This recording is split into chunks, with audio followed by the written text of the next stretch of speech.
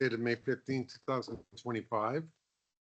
To start the meeting, we're going to have a presentation from Constable Anthony Colangeli, Kingston Police Media Relations, Urban Foot Patrol, will speak to the board regarding the media relations position and the recent launch of the Alert Able app.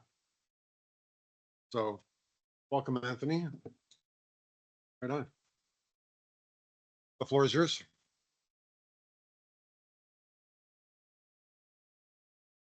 Thank you, everyone, for having me. I'm Constable Anthony Colangeli. I'm the Media Relations Officer with the Kingston Police, and I'm here to speak today about a new program that we're running, Alertable, as well as just the media role as a whole. So I'll cover Alertable first, and then if anybody has any questions, please feel free to ask me. So Alertable is a emergency management alert system. They're a Calgary-based Canadian company. It's essentially allows us to send out a notification in real time as an event is unfolding. So think the provincial government sends out Amber Alerts or the emergency alert system. So this is almost like our form of emergency alert system. It's completely free for citizens to subscribe. And once you subscribe, you can choose how you wish to receive an alert. So you can receive an alert via text message, via email, through a notification on the app, as well as through a phone call. So if you don't have any of those, or you have a hearing or vision exceptionality, Alertable will actually phone you, and you can use your talk to text, or you can listen to the message from Alertable. So it kind of covers everybody in that sense, and it doesn't leave anyone out.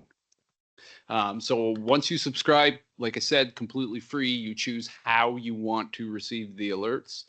And then as we send out alerts, your phone will go off, and the subscriber can also choose if the alert comes in silent. It's not like the provincial system where your phone just kind of blows up and starts setting off an alarm. You can choose kind of what type of alert you want to have on your phone.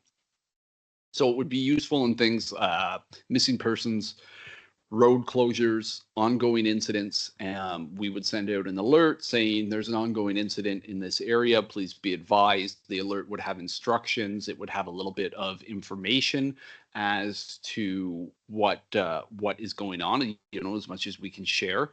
And you would get the alert however you subscribed until we cancel the alert, so we can update it in real time. So we can choose to update the alert if the situation evolves, or we can just completely cancel the alert.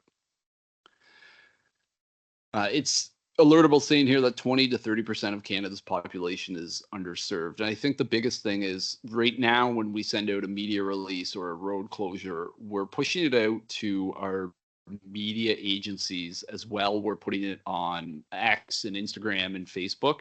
However, if you're not actively looking at one of those social media channels at the time, you're not getting the alert. So you may get it in the evening when you get home from work and you open up social media, but you wouldn't know anything about it in real time. This allows us to send things in real time, which is, extremely important during events that affect the safety and security of the community. You can see here that there's some examples from the CBC. In other areas, alert delay in Nova Scotia flood highlights benefit of municipal warning systems. And RCMP came under a little bit of scrutiny for not having alerts during a mass shooting in the East Coast. So this allows us to really communicate and give real-time updates. It is multilingual, so it will translate to whatever language is preferred by the subscriber, which is great because that kind of broadens the demographic that's going to be using it, and it doesn't exclude anyone. So essentially, you pick a template, you choose your recipients, and we review and send it. And then those recipients can get the alert by a number of different ways. And essentially, Alertable will triage the alerts. There's green, yellow, and red. Obviously, red being a critical. So red would be, an active shooter or something that's really affecting the safety and security of the community. A green or a yellow even might just be like a road closure. Perhaps we have an accident and we have to close the road for an hour. So we want folks to choose a different route on their way home. That would allow us to inform them. We can also geolocate the alerts. So for the most part, our alerts will be going across Kingston to all of our subscribers, but we can actually geofence where the alert goes. So we can draw a little box around the area we want it to go to. So if you are in that area and you are subscribing, you get the alert. If you're not in the area, you won't get the alert. If you are not in the area and you travel into the area and the alert is still active, you will get the alert. One thing that we discussed where that could be useful is during the UDSI, when we declare a nuisance party, we could put the alert out and only individuals in that university district would get the alert, whereas somebody who, say, lives in the west end of Kingston on Collins Bay Road, that may not necessarily affect them, and they may find it annoying that we're flooding their phone with nuisance party alerts from the university district. So there are certain ways we can use that. A lot of municipalities who use Alertable will use that if they're shutting off hydro or water or something to maybe 2 blocks to do work. So they only send it in that area. So just the residents of that area are getting it. And that way people in the other part of the city aren't getting it. Here's some sample customers in Canada. Government-wise, the Alberta Management Agency, Saskatchewan Public Safety, City of Vancouver, Ottawa. As you see, Kingston Police is on there, Ottawa Police, North Bay, Queen's University, TELUS is using it as well. So it's used coast to coast. They have clients in every province. There's 4 payment tiers. We are using the plus, the popular, and as the cost goes up, so do the features. Mostly the amount of users that you can send out. Now, one interesting thing to note is that the cost is shareable amongst organizations. So in the future, if the city of Kingston were to get on board, we could share the premium subscription with them, so to speak, and the cost could be split between the 2 budgets, however that's seen fit. But for now, we're happy to take this on and kind of pilot this, and hopefully it goes well for us, and that other agencies, I could see fire. City of Kingston and Frontenac regional paramedics also jumping on board because it would be extremely useful for them. It's similar to the pulse point system that a lot of people subscribe to get fire updates. So the phone there on the left, if you take a look, it will show actually if you go to Alertable, if you go to their app or their website, this is what will come up. You can see alerts from anywhere across the country. And again, you can see that they're broken down into, system alerts, on a critical alert in this case, which is a tornado. And then the advisories would be air quality, earthquake, that kind of thing. As for Alertable and our strategic plan, it definitely hits a few points of our strategic plan. Right off the bat, on the strategic plan, the mission is in partnership with the community. We serve, support, and protect the safety of everyone in the community. And this is definitely helping us to protect the safety of everyone in the community by providing real-time updates. In regards to the vision of the strat plan, it calls for inspiring public confidence and increased safety demonstrated through trusting relationships with partner agencies and diverse members of the Kingston community. So again, Alertable, a allows us to send alerts to all the members that subscribe. As well, it will come in whatever language they choose. So it's very inclusive. One of the prioritized strategic objectives in the strategic plan is the people of Kingston, including marginalized or disadvantaged persons, feel safer and more satisfied with the Kingston Police. And one of the plan lays out one of the ways that we do that is by initiating new community engagement programs. So this is definitely a way for us to reach out to the community beyond our social media channels, beyond using news outlets or somebody having to visit our website. One of the common themes that the focus groups said that the police should be aware of is be more focused and effective in community engagement and relationship building. So we're hoping that through this we can extend our reach, the amount of people that we speak to, as well as transparency and accountability, that we are keeping folks up to date as to what's going on in the community and what we're doing. The fact that the alerts we're able to update them as things progress, I think is super important, because oftentimes with social media, we may put out a tweet or a Facebook post and there may not be any information afterwards. And I think really a lot of times with these situations, our citizens see that there's a situation and they know that there's a situation, but that's all they know. And it's almost the fear of the unknown is causing more fear than the actual situation itself. So this could actually, in a sense, bring some,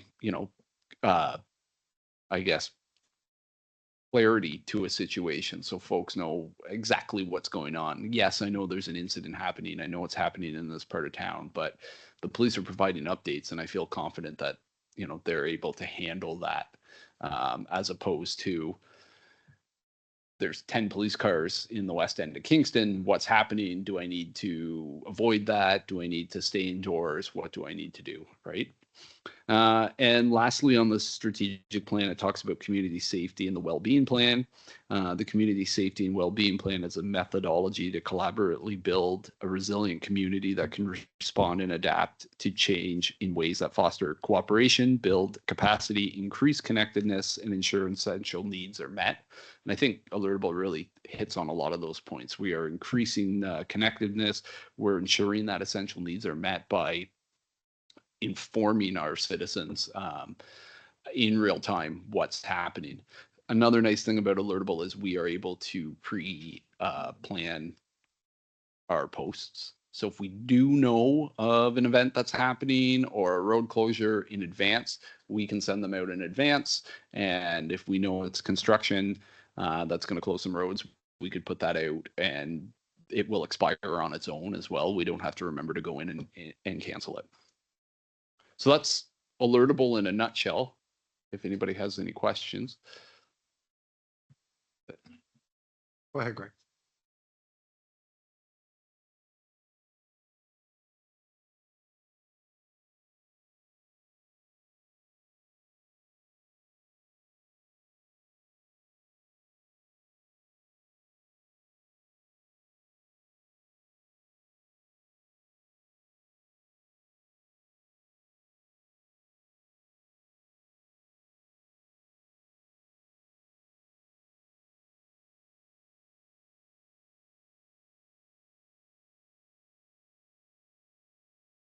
Absolutely. So Alertable has provided us with a complete marketing package. So that's content that I can push out on social media. We've already pushed some out. We've done a media release. Within, I'd say, the first 12 to 20 hours of the media release going out, we had 1,000 people sign up. And you don't actually have to even have the app.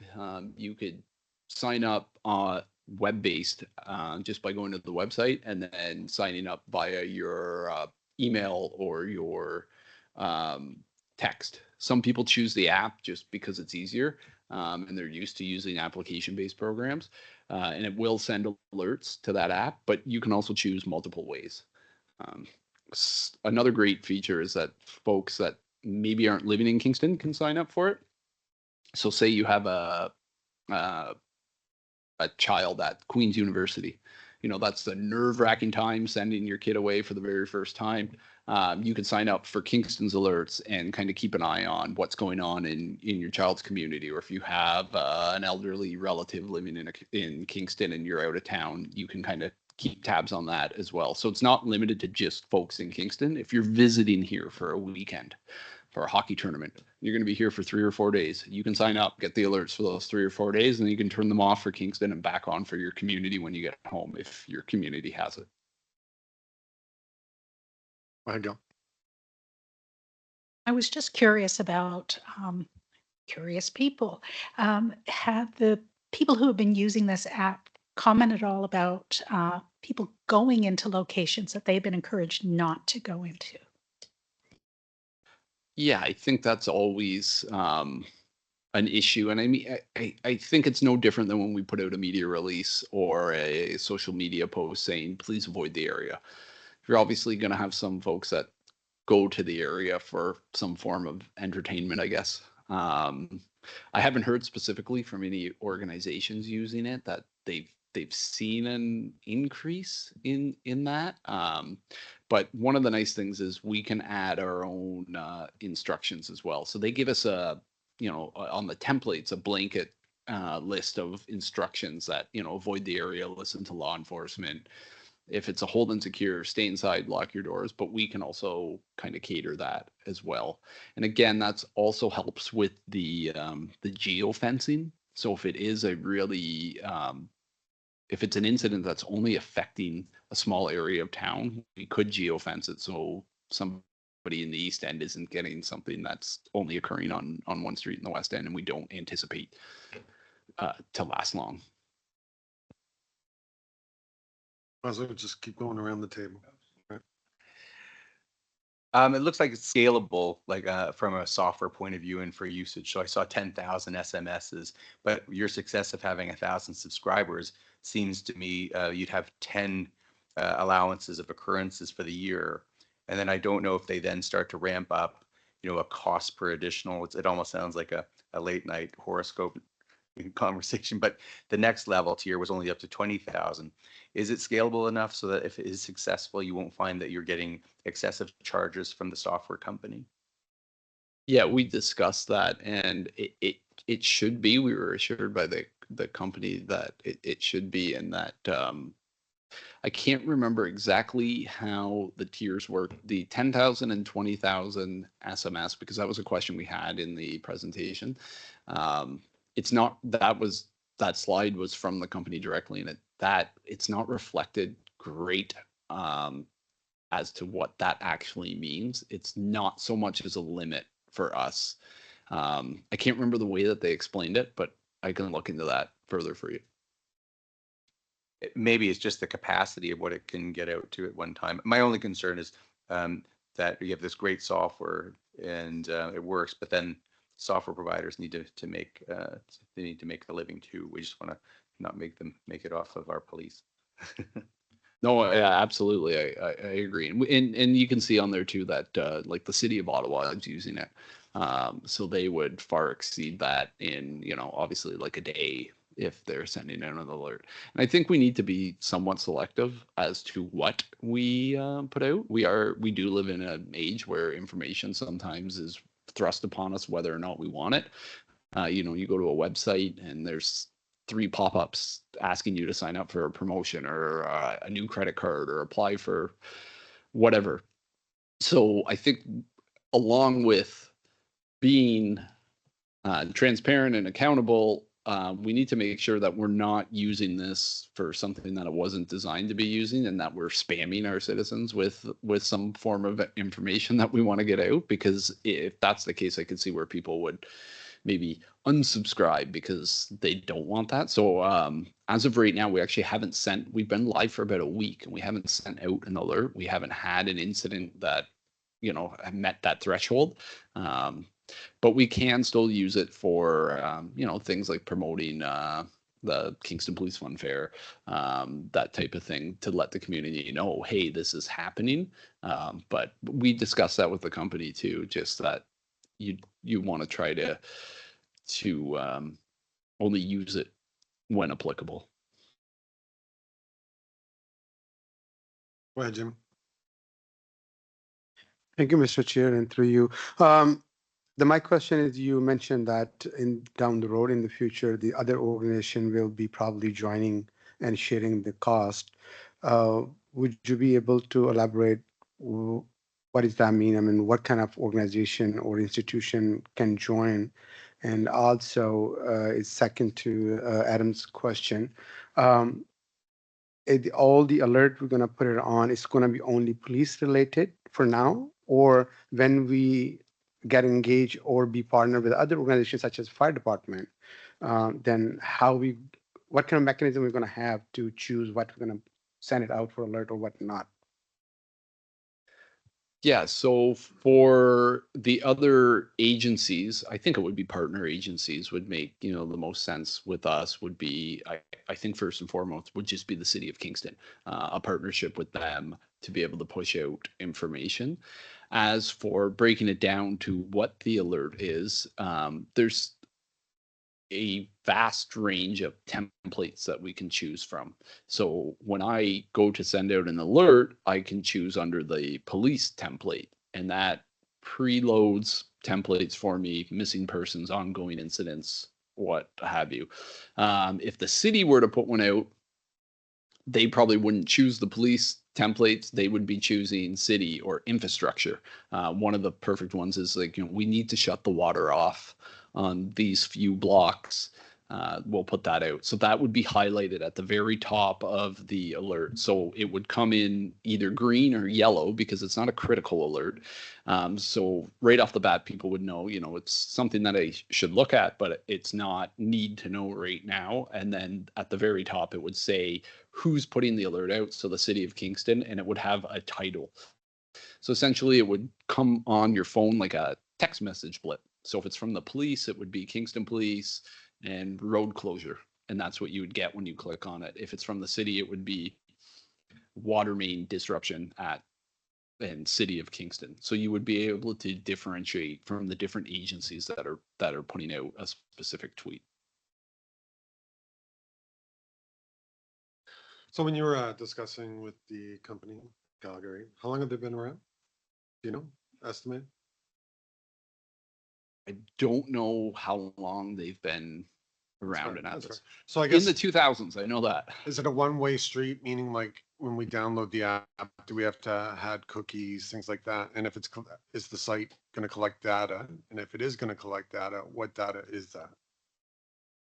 Yeah, that was one of our concerns is what, the security of the site was, because obviously all of these sites collect some form of data, and how secure they are. Now, they've assured us that their systems are secured, and they don't anticipate any issues with, cyber incidents or data leaks and data breaches and that kind of thing. When you do sign up for it, just like any other app, you get prompted on permissions about what you'd like to share, one of them being your location. So the geofencing does have a little bit of a limitation. If you choose the app to not use your location services, then you won't get those specific geofence alerts. But again, I don't see us using those very often. I see putting it out to the city as a whole. But it will use things like location services, but it's all controllable by the user as to what permissions they allow the app to have. And again, you can sign up without the app. You can sign up through alertable.ca and just sign up with your phone number, and then it's just a straight text message to your phone. Just depends on what preference you want. Thank you. Is there any other questions? No? Okay, that was a really good presentation. Thank you. It's a nice addition to the police services, and I hope it goes really well. Yeah. Thank you. Thank you for your time.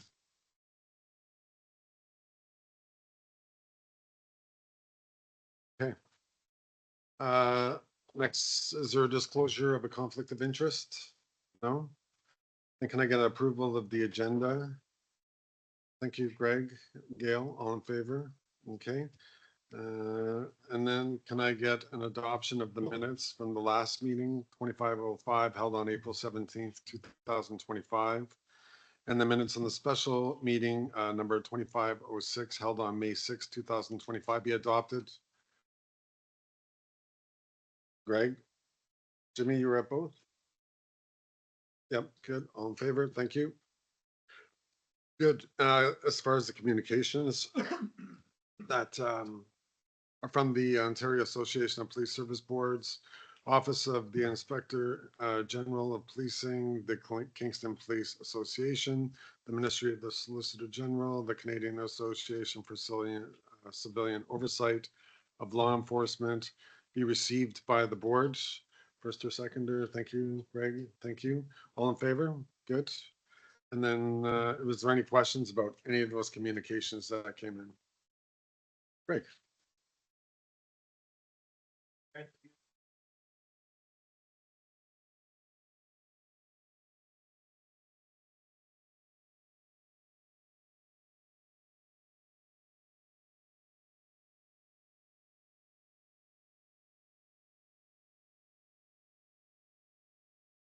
Yeah, certainly. So whenever we receive recommendations from Coroner's Inquest, they'll generally, if they involve policing in Ontario, as you'll see throughout it, it will identify recommendations to the Hamilton Police and then recommendations to the police in general.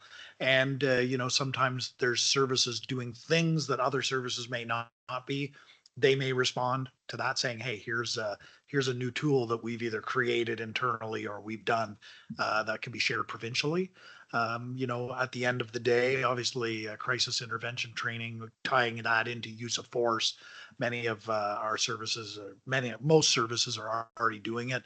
If you saw in the recommendation, a lot of it is that the recruits coming out of OPC are getting the training, but maybe some of the officers who have been on the road for a longer period of time with more experience have not received that training. So we ensure that our members all have that training, and during use of force, it's always a consideration. So things like box drills that are done. We've even incorporated active bystandership into our training as well.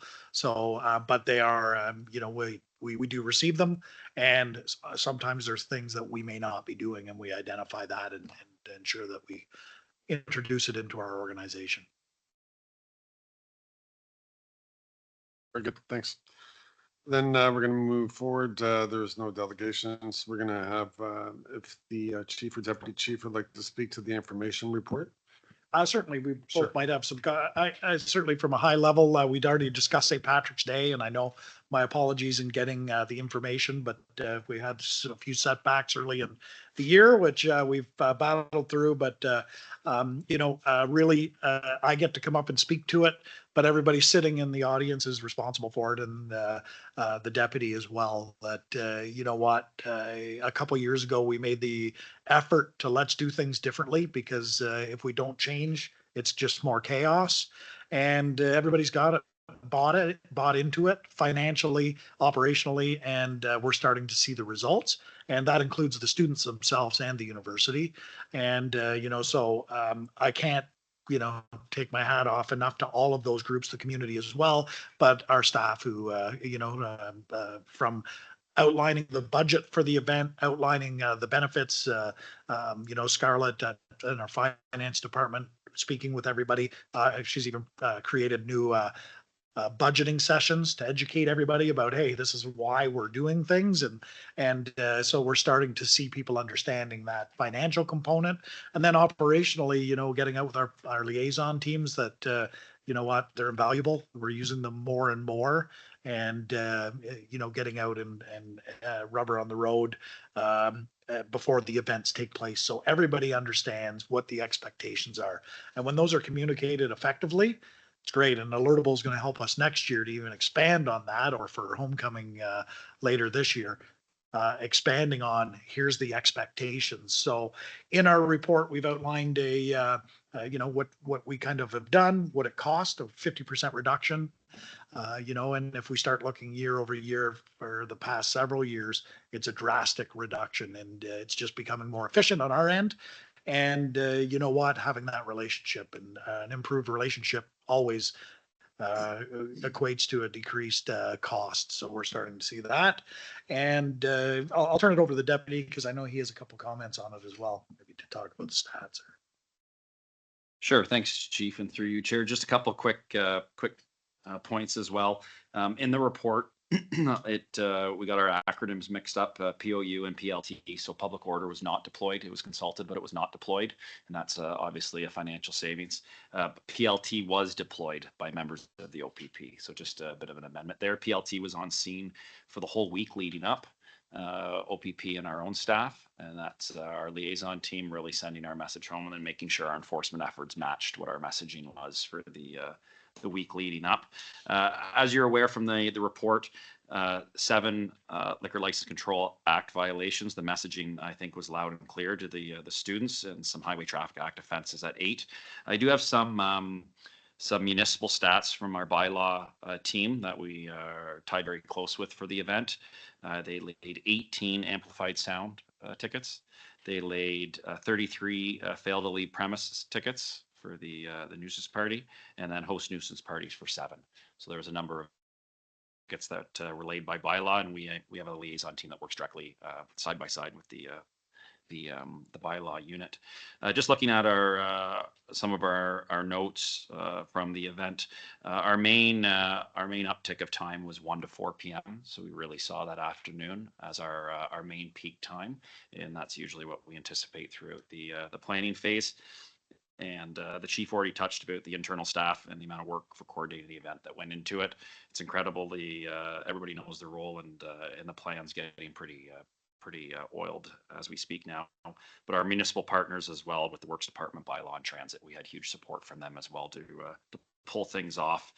And as noted in the report and before the board at a previous meeting, our Section 19 requests through the CSPA for our municipal police partners that provided some patrol assistance as well. So we had our partners in Zone 2 here in the east lend us some patrol officers just to boost up some of our numbers. And and like I said, public order was not deployed this year. And just a quick addition to the technology. Obviously, we've utilized our drones a lot more effectively, and cameras down there to allow us to deploy our people where they're needed. And that's what we found as just another strategy in our attempts to be more efficient. So it seems to be working really well. And behind the scenes, there's a ton of stuff that go on with a lot of people, and I always try to shake their hand and thank them when I see them, because it's things that I never think of. So I think we've got a model that works moving forward, and it seems to, like I say, when we can establish a pattern, we start to be, I certainly get excited, and I'm happy because we're starting to see that the news is traveling, and we're watching students, and they're not all Queens students. We say Queens, it's a lot of people. Some don't go to Queens, some don't even live in Kingston, but they're policing themselves. So you'll see events now where if they're walking with an open beer, you'll hear other students yelling, hey, they're going to get you. You better get rid of that. And they're policing themselves. And that's what we want. It's peer.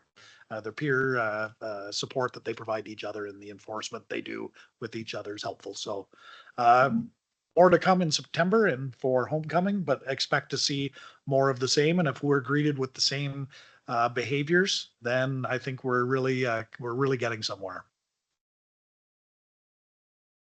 It does feel like that it's going in a good direction. Any questions? Yeah, go ahead. Great.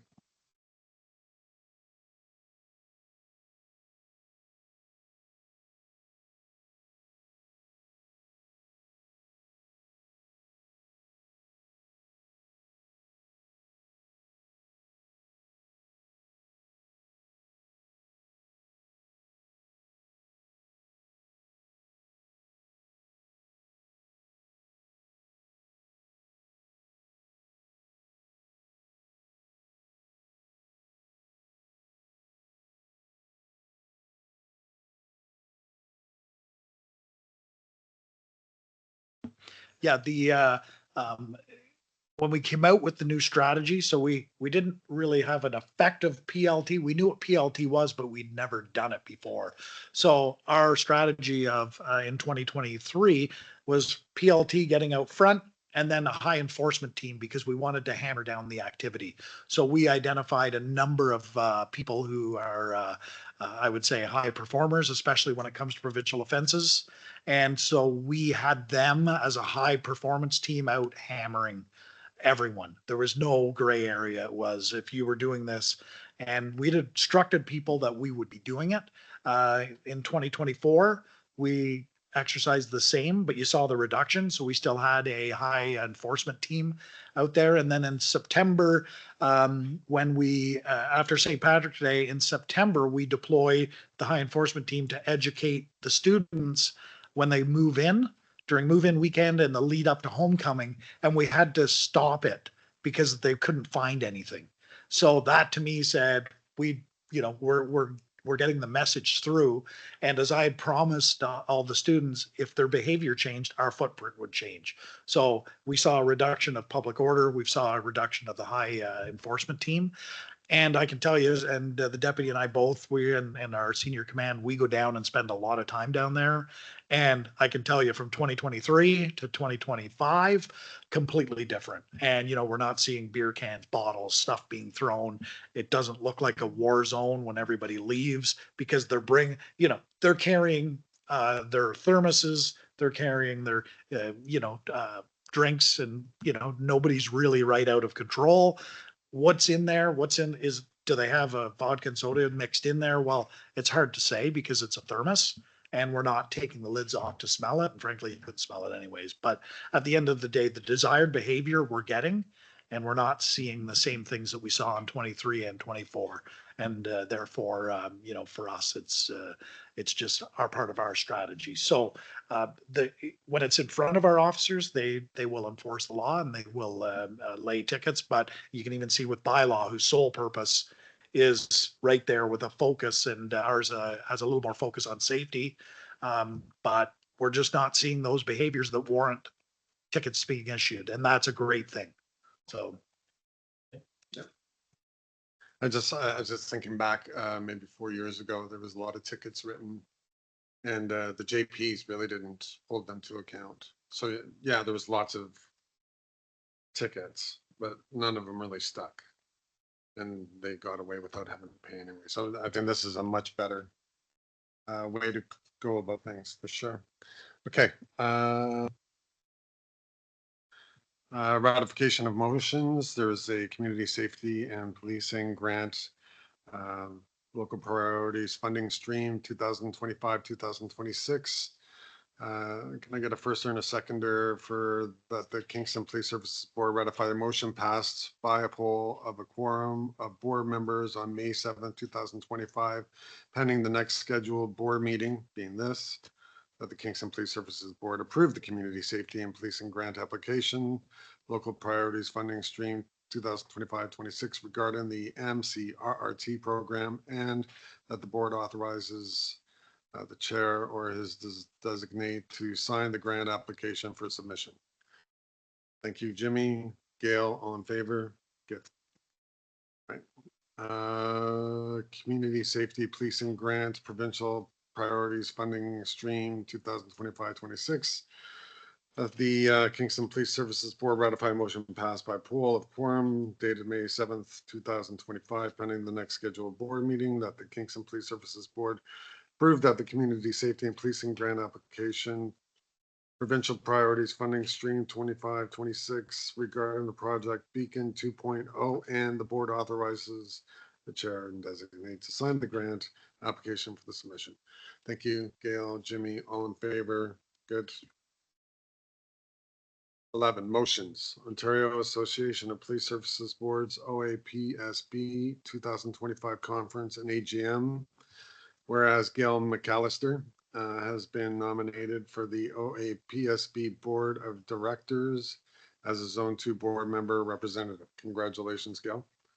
And whereas the appointments will be announced at the AGM at the OAPSB 2025 conference, therefore be it resolved that the board approves the request of board member Gail McAllister to attend the OAPSB conference and AGM being held June 3rd to June 5th, 2025 in London, Ontario.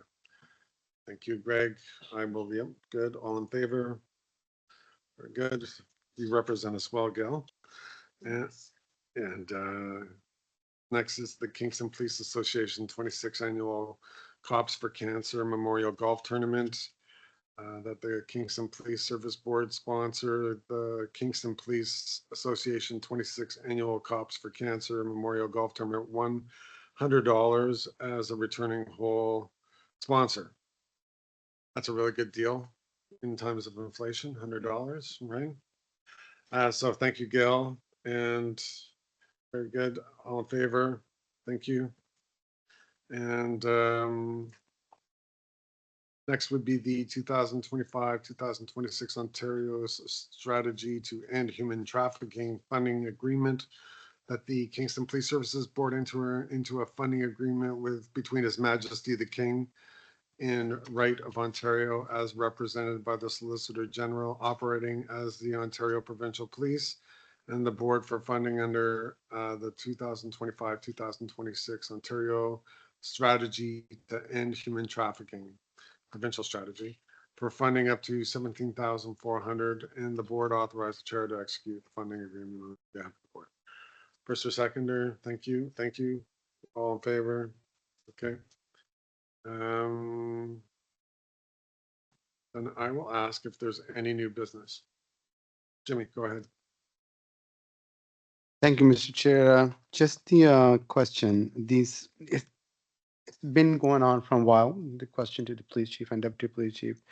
It's a rising issue about the traffic safety and the road safety. It's speeding, running the red lights, not stopping for pedestrian. Being on the council for 2 years, this is one of the most issue we see on the council as well and during the campaign as well. I just have a question to what kind of help community can get from police to make sure that people get alert to behave on the roads for the safety of others and safety for them themselves. Certainly, and you know, we do receive a number of traffic complaints. I can tell you just a recent. We try and encourage people if they have a traffic complaint they can go online and report it.